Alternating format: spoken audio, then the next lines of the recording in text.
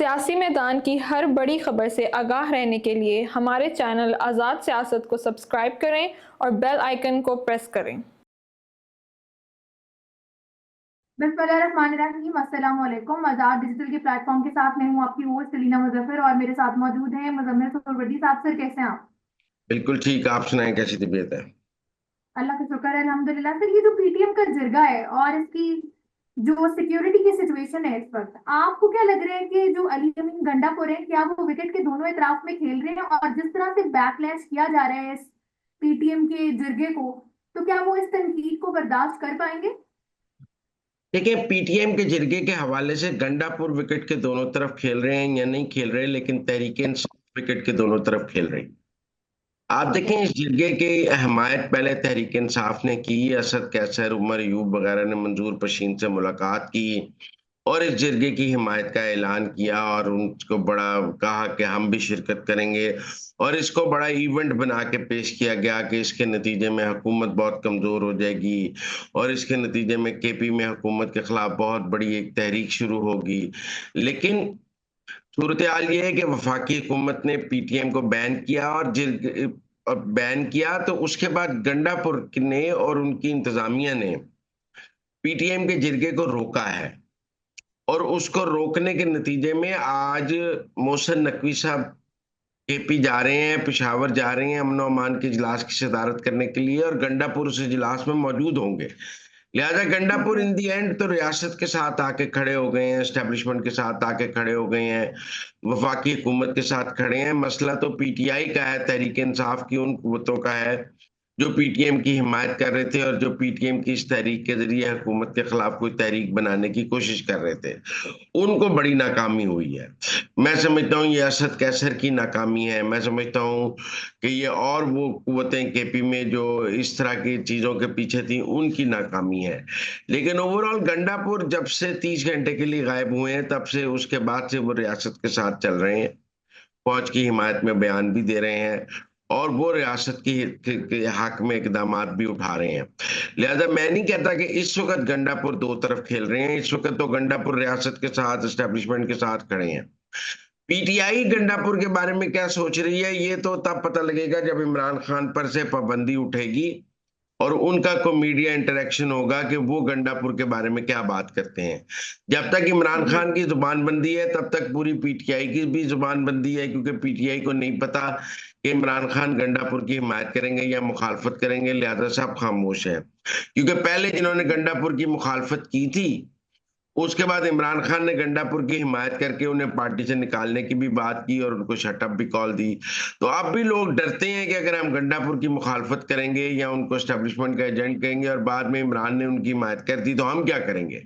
तो इसलिए एक हू का आलम आपको गंडापुर के हवाले से जरूर एक खामोशी पीटीआई के अंदर नजर आती है। उनके बदलते हुए मौकफ के हवाले से भी खामोशी नजर आती है और कोई लोग उन्हें मतलब अभी खुल के क्रिटिसाइज नहीं कर रहे हैं, क्योंकि ये नहीं कह रहे हैं कि वो कर क्या रहे हैं।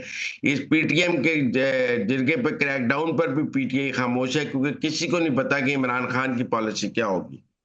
और इमरान खान इन दी एंड गंडापुर के साथ एक बयान इमरान खान ने गंडापुर के खिलाफ दे दिया तो गंडापुर के नीचे से जमीन निकल जाएगी। लेकिन गंडापुर इस वक्त एस्टेब्लिशमेंट के साथ खड़े हैं, मुकम्मल तौर पर एस्टेब्लिशमेंट के साथ खड़े हैं, रियासत के साथ खड़े हैं, फौज के साथ खड़े हैं। आप देखें ना कि जिस मोहसिन नकवी ने उनके पूरे जुलूस पे क्रैकडाउन किया, जिसके खिलाफ वो इतना बोल रहे थे, उस मोहसिन नकवी को आज वो पेशावर में बहुत वेलकम कह रहे हैं और उसको आज इजलास में भी शिरकत कर रहे हैं। तो गंडापुर के तो मुझे अब लगता है कि एक ही किश्ती के सवार हैं, वो रियासत और फौज की किश्ती। बिल्कुल सही हो गया सर। काफी चैनल्स ये खबर नशर कर रहे हैं कि आखिरकार जो गवर्नमेंट है उसने ये फैसला कर लिया कि मंसूर अली शाह ही अगले चीफ जस्टिस हैं। क्या कोई ऐसा नोटिफिकेशन जारी होने जा रहा है? आप इस न्यूज को कंफर्म करेंगे या डिनाई करेंगे? कि मुझे नहीं लगता अभी कोई ऐसा फैसला हुआ है कि मंसूर अली शाह चीफ जस्टिस होंगे। मुझे ये लगता है कि कोई भी तरमीम ना हुई, अगर आईनी अदालत ना बनी, कुछ भी ना हुआ, तो कम से कम चीफ जस्टिस की तैनाती का तरीकाकार जरूर बदल जाएगा। इस हद तक जरूर इत्तेफाक राय हो जाएगा पहली तरमीम की हद तक। लिहाजा मुझे तो अभी मंसूर अली शाह साहब का चीफ नोटिफिकेशन होता नजर नहीं आता है, ना ही हुकूमत इस माहौल में नजर आती है कि वो मंसूर अली शाह का नोटिफिकेशन करेगी। अभी तो मुझे तरमीम की ही बात नजर आती है। अब वो तरमीम क्या है, क्या आईनी अदालत बन रही है या नहीं बन रही है, क्या और कुछ हो रहा है या नहीं हो रहा है, लेकिन मुझे लगता है कुछ भी ना हुआ तो मिनिमम एजेंडा ये जरूर होगा कि चीफ जस्टिस पाकिस्तान की तैनाती का तरीकाकार बदल दिया जाए और इस हद तक तरमीम हो जाए, तो वो तरमीम हो जाए। लेकिन मुझे अभी मंसूर अली शाह के नोटिफिकेशन की फौरी तौर पर कोई उम्मीद नजर नहीं आ रही। तो सर आपको जो हुकूमत ने ऐलान किया कि 15 तक सारे मेंबर पूरे होने चाहिए, क्या फिर 15 के बाद दोबारा से अमेंडमेंट जो है टेबल होने जा रही है असेंबली में? जी, अमेंडमेंट तो 16-17 की बात की जा रही है, उससे पहले की भी बात की जा रही है। तो अमेंडमेंट की तो बात की जा रही है, हुकूमत की पूरी कोशिश है कि वो तरमीम ले आए। मैंने कहा कि तरमीम क्या होगी इस पर तो गुफ्तगू मौजूद है कि फेडरल कॉन्स्टिट्यूशनल कोर्ट बनती है नहीं बनती है, सिर्फ चीफ जस्टिस की तैनाती का तरीकाकार तब्दील होता है, क्या होता है, एक मिनिमम एजेंडा क्या बनता है। लेकिन मुझे ये लगता है कि तरमीम तो जरूर होगी और उसमें मिनिमम एजेंडे को पहले देखा जाएगा, उसके बाद आगे चला जाएगा। तो इसलिए मुझे तो तरमीम होती नजर आ रही है और ये तरमीम 20 से पहले तो जरूर हो जाएगी। ठीक हो गया।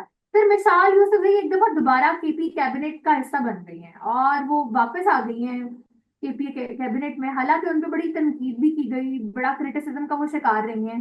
तो आप क्या कहेंगे कि क्या वजह है कि इतनी क्रिटिसिज्म, इतने स्ट्रॉन्ग तनकीद के बावजूद भी वो दोबारा केपी कैबिनेट में आ गई?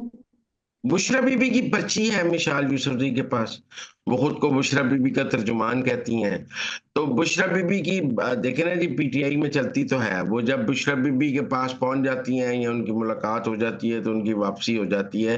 वो तो बुशरा बीबी की नॉमिनी है केपी कैबिनेट में। तो हमें उनको देखना चाहिए कि बुशरा बीबी के असर और रसूख के हवाले से अगर वो वापस आ गई हैं तो आप समझे बुशरा बीबी की पर्ची अभी चलती है और बुशरा बीबी की पर्ची में भी कमाल हासिल है।